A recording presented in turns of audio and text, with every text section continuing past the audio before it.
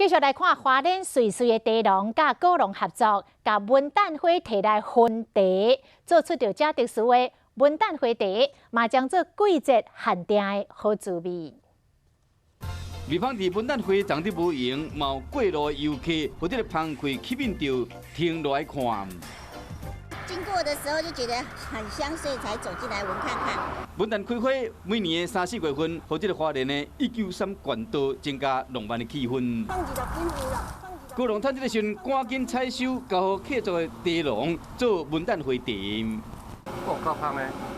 架仔顶拢是文旦花，1烟花、2烟茶落去烘，或者花芳会使呢入到茶米内面。这部分真要紧，袂使掉金。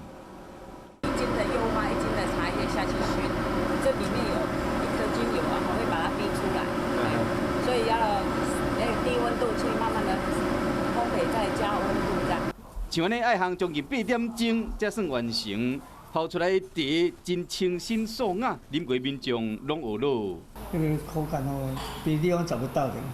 水尾有真侪茶庄，拢有伫做文旦花茶，大家拢有同门配方，伫茶芳甲花芳之间找出黄金的比例，而且是这个时阵才有的，产量真少，即马正是适合来遮品花品茶、放松心情的好时机。